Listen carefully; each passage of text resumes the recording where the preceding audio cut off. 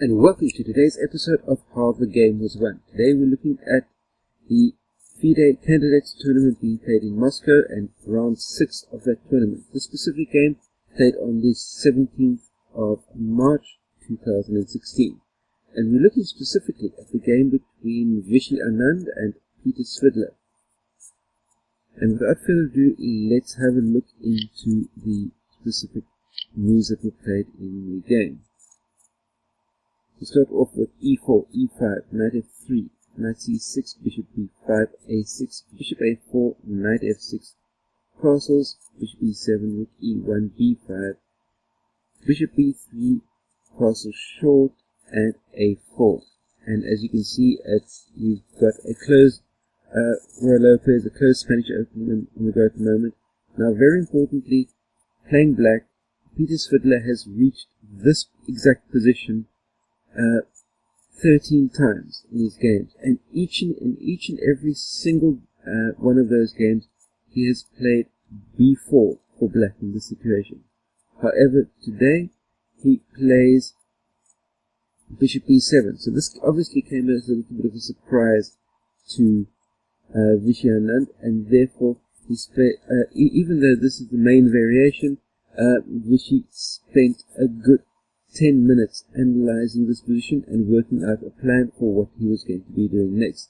And what he was going to be doing next involved D3, Rook E8, Knight B2 D2, Bishop F8, C3, Knight F5, Bishop C2, C5, which is all very standard Royal Lopez stuff, but now White must remain consistent and break in the center with D4, which is exactly what Vishy does now with D4.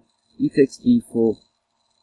This came as a bit of a surprise to Anand, because Peter was mainly sort of trying to play very concrete chess, and Anand continues with C takes D4, and then Svidler comes with a very thematic and bookish D5 in this position, but it's an extremely dangerous move to be playing in the specific situation, as well as opening up the center even more, mainly because of these super strong bishops that Anand has got sitting on C1 and C2.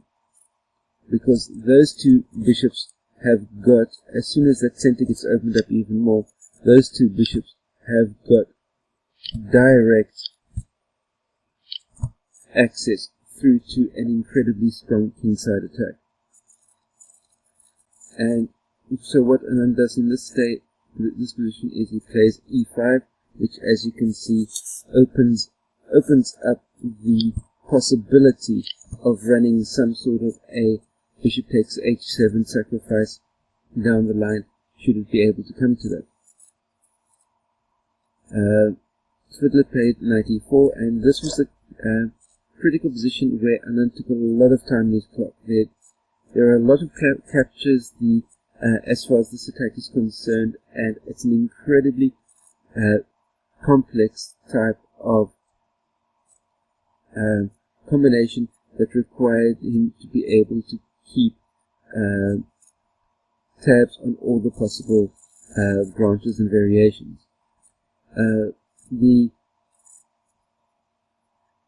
continue with A takes on B5.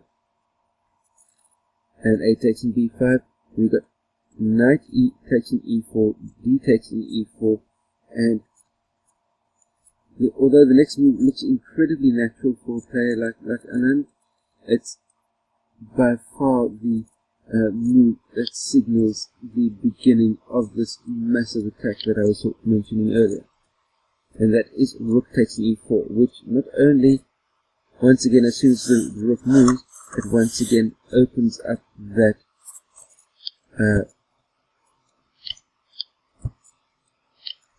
awesome line that I was talking about, which runs up that way, but also it allows the Rook potentially to move across to the H file and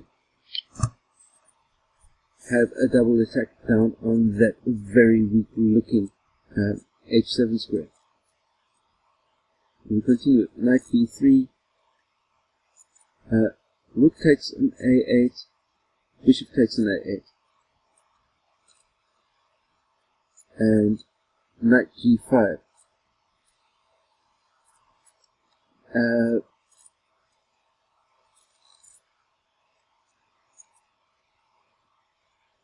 And strangely enough, in the tournament hall itself, it was a case of Svidler left the tournament hall quickly to take a bathroom break, and when he came back and he saw knight g5 had been played, it seemed almost natural that Svidler would actually be taking some time and thinking about his reply with before making his move. However, Svidler just sat down at the desk, sat down at the table, and absolutely blitzed out knight c1 immediately, to giving everybody the impression that he had it under absolute control. But once again, as I mentioned, Anand had that long think, working out all the different combinations earlier, and he came back with queen h5. So bearing in mind you've got the knight that is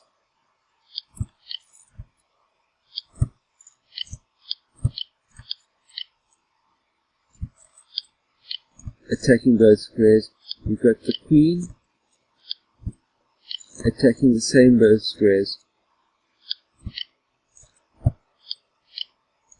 So you've got two possible multiple possible ways that the king can possibly be checkmated on through via either the f7 square or the h7 square, and not to mention the fact that should the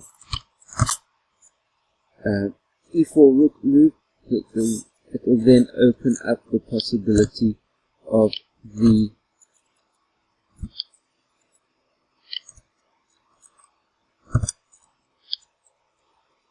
bishop joining into the fray again. If I can get my arrow to be able to point at the right square, if you'll bear with me, there you go.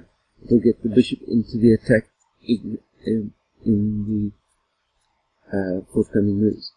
So here, Svidler played h6, giving the indication that again everything is under control because he blitzed the small move off incredibly quickly, and obviously that allowed queen takes on f7 check.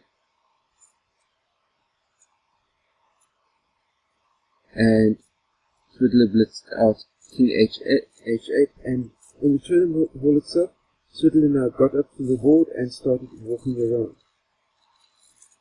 And while Anand was making his final calculation. And at the same time, within the tournament hall, the other players were walking up to the board and making faces of absolute disbelief.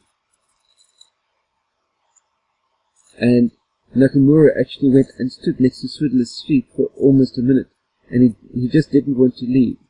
Then he checked the score sheet and then the board and couldn't believe that Anand was just winning in such a strong and emphatic method. He went back to his board, and Anand lifted his hand and once again made the only winning move available in this position, and that is the rook coming across to g4. And as I mentioned earlier, the rook coming across to g4 effectively means that it places another piece coming down at the g7 square. It opens up that channel for the bishop that I mentioned earlier to be able to cover the h7 square, and it's all looking incredibly bleak for Svidler. But Svidler, granted, defended incredibly well, and he played queen h5, which means that at the moment Anand only has one possible move that he can possibly play to be able to win the game, and that is playing h4. And as soon as Svidler saw this move, he resigned immediately because there was absolutely no chance of being able to hold the position together at all. Everything is going to be crashing down immediately. Lots of people thought that initially in the public gallery that Anand should maybe have played something along the lines of h3, that in the case of h3 you've got queen e1, check, king h2, knight e2, knight f3, bishop f3, g takes on f3, knight d4, and it's actually a stronger position for black. Whereas after playing the one and only available move, which is the h4, which forced the resignation, if the queen e1 comes, king h2, knight e2, and now the knight can come to h3. So in other words, by playing h4, it opened up the square for the knight to be able to come into h3 to be able to defend adequately, and that meant that with the knight coming back down to h3, it opened up all the attacking possibilities, and Anand or Svidler's position was just simply clearly lost. Svidler resigned, Anand wins in only 24 moves, and that, my friends, is how the game was won. Feel free to post any comments, questions, or criticisms you have in the comment section down below. Don't forget, share this out amongst your chess friends, and also down below the screen is a red subscribe button. Hit that subscribe button, stay subscribed to my channel for all the new content that comes out to you daily. And remember, stay powered up for the win. I'll see you next time. Cheers.